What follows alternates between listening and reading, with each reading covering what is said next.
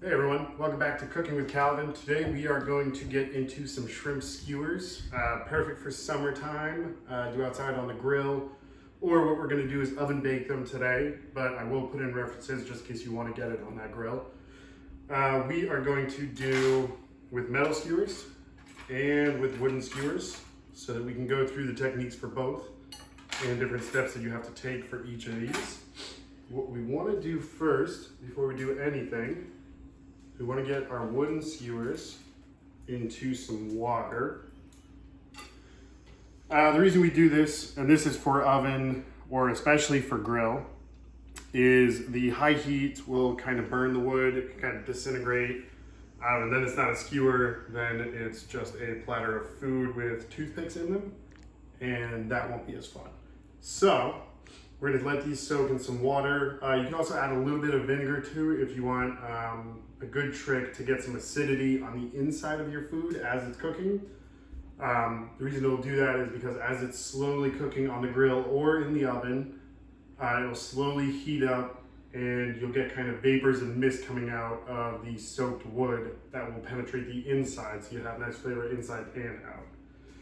So, without further ado, no preparation for the metal skewers. What we are putting on our skewers today are sweet peppers. I got some fresh pineapple, got some big colossal shrimp, I got some sweet Vidalia onion. You can also go with red onion. I wouldn't suggest going white onion. And if you're gonna go white onion, go sweet Vidalia. Then for our marinade for the shrimp, we wanna get all of these things. So I have a completely macerated ginger mix here, some diced up garlic, a good amount of cilantro, also macerated completely because you want everything to be kind of like a paste. I have 4 tablespoons of butter, and then we are going to get a couple tablespoons of olive oil in there as well, and some lemon juice for acidity to bring it all together. So different things you can play around with this is obviously change the cilantro out for any herb. Take out the ginger, do more garlic, but if you're gonna do for our mixture, I wanna do equal parts ginger, garlic.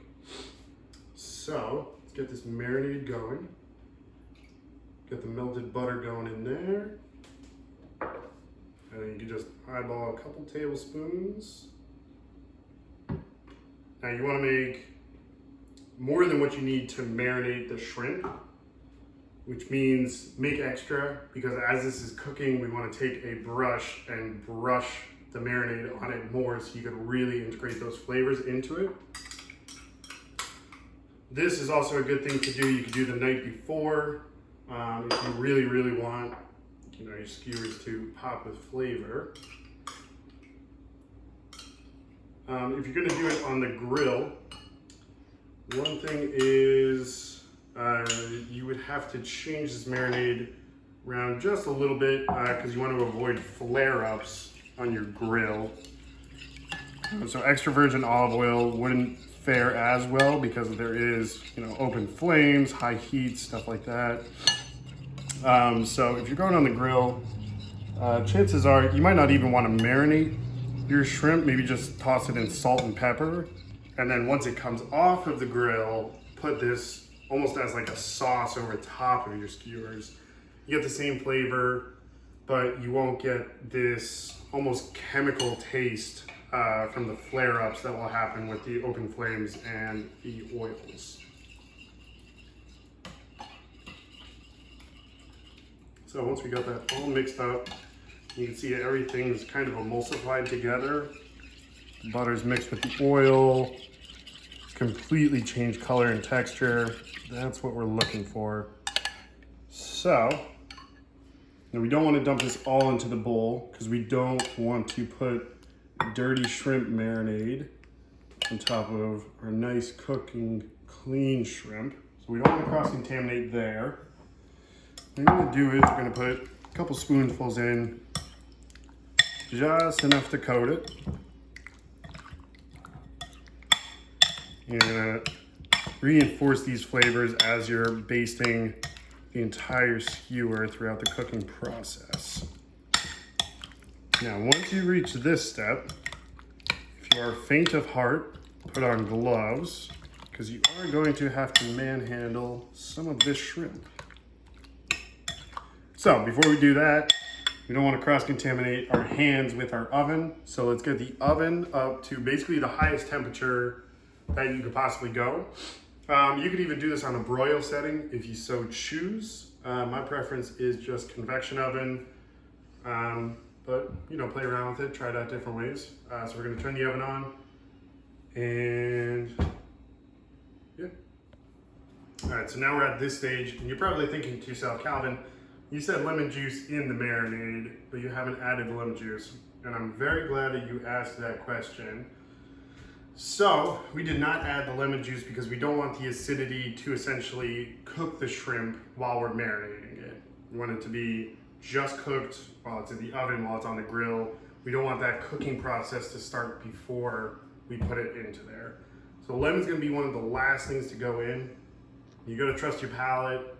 You gotta trust how much lemon you think you want in a dish, because obviously there's no way for you to taste it once you put it onto raw shrimp. So, literally right before we put it onto the skewers, I will usually take just a couple drops in there, and then we can add it to our marinade over here as well.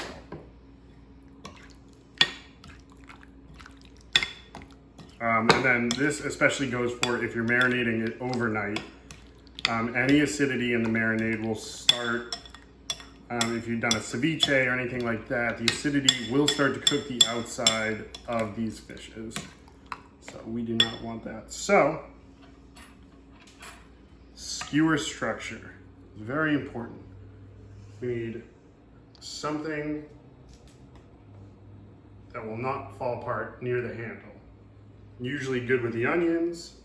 Could also go with a pineapple on bottom. That's nice and large cut. Don't go with a flimsy pepper. Don't go with the shrimp because the shrimp will need something to lean on as it's being cooked. So we can put pepper next. Get a little shrimp guy into there. And that's very important as well. You want it through the tail and through the body. That's the only way that you're gonna get your shrimp to stay on. And then we just kind of repeat this process as you've done it.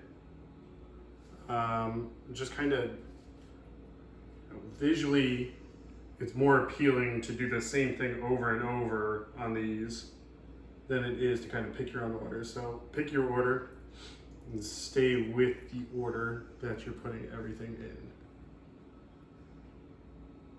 Yep. So as we're doing it, everything the same. Get our pepper, let's get our shrimp on there. Let's get our onion. And we want to go all the way up. So now you got to make choices once you get to this part. That's staying with our order, but we've run out of space, and I myself would like more shrimp on this.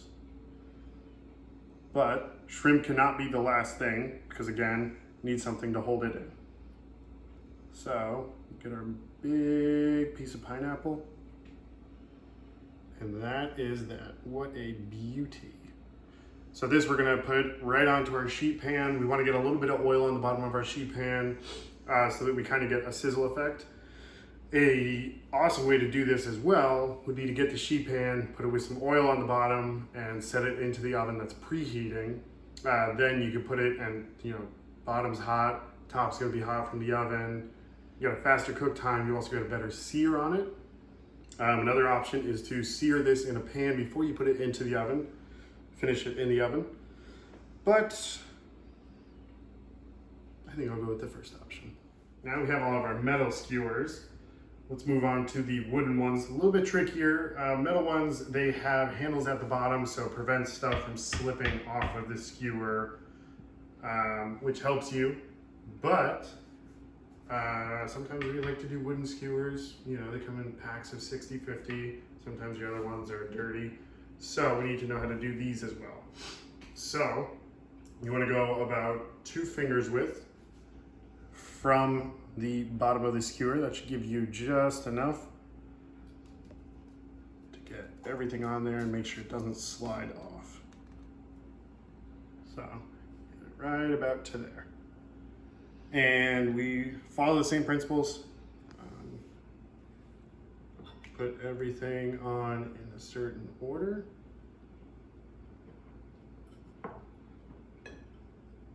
Nothing much changes with that part. Sometimes if your peppers are smaller, feel free to double it up. Nobody's gonna judge you. That.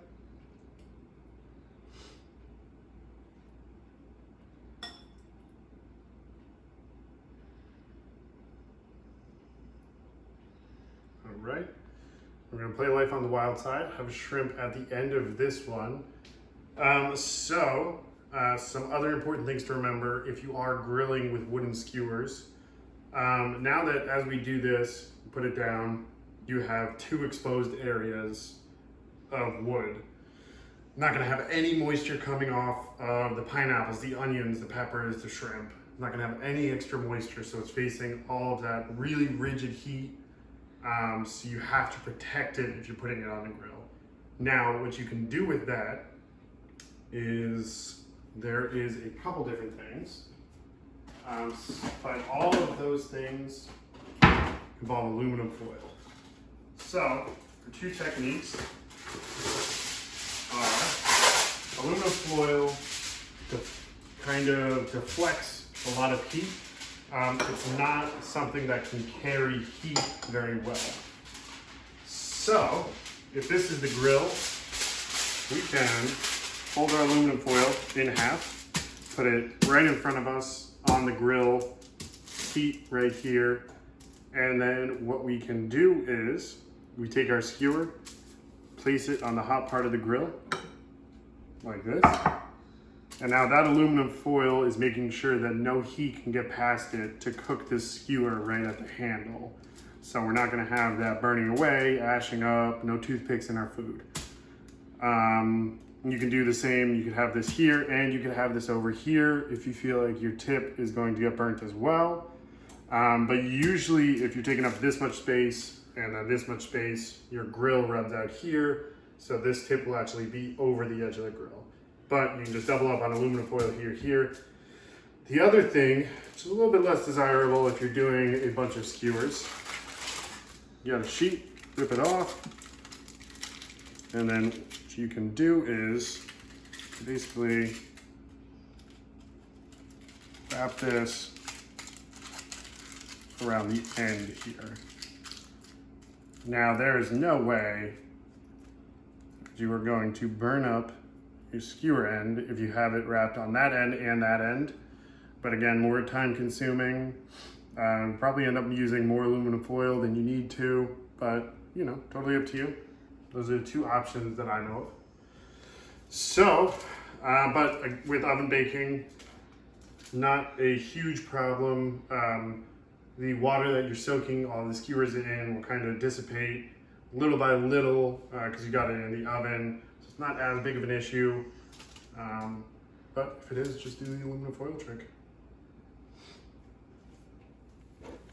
All right, so for the first baste, probably wondering to yourself, Calvin, why do you have salt on the table if you haven't put any salt in this recipe? So you wait for this to come out on the first baste. Now you just want to get a nice, healthy sprinkle over everything.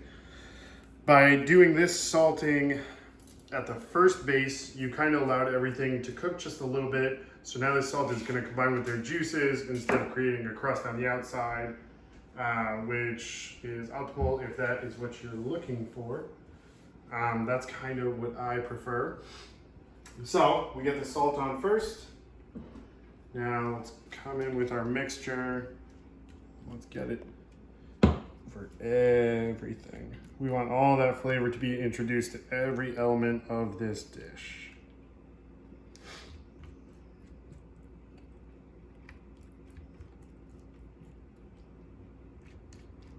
Nice, healthy lathering.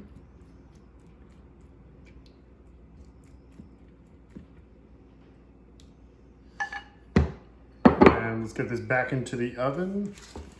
And we'll take it out one more time for a second baste. All right, a couple more minutes.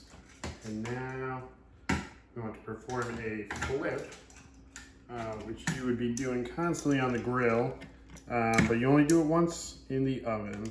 So our shrimp is getting pretty close. Now shrimp has a pretty low temperature that you have to cook it to for it to be considered ready to eat. It is only 120, which is, 20 to 40 degrees lower than most things. So that means shrimp can overcook very fast. So what we want to do is we want to get it at that right moment. Get one last basting going on. And you could even use some of the pan drippings that we have going on at the bottom of here. But it's also okay to leave that there because now you've just flipped your whole skewers over. So now theoretically it would be in that basting juice that's roasting on the bottom there. So let's get everything nice and covered.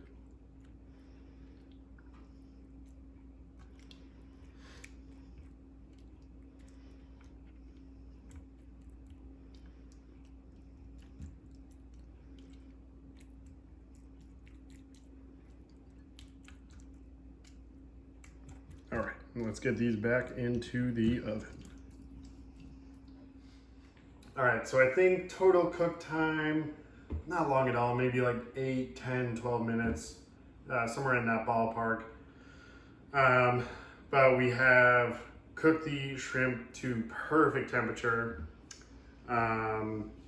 It's kind of sweated the vegetables a little bit. So if we want more of a char or anything like that, we could take it. Honestly, you could finish it off on the grill if you want some grill marks, nice high heat. You also just flash it in a pan real quick, high heat, sear the outside. But other than that, when you plate it, you want to take them off and you want to put all those juices right back onto it as you're plating it. And that'll make it just that much better. But until then, I'm gonna go enjoy this and enjoy some summertime, and I will see you guys next time.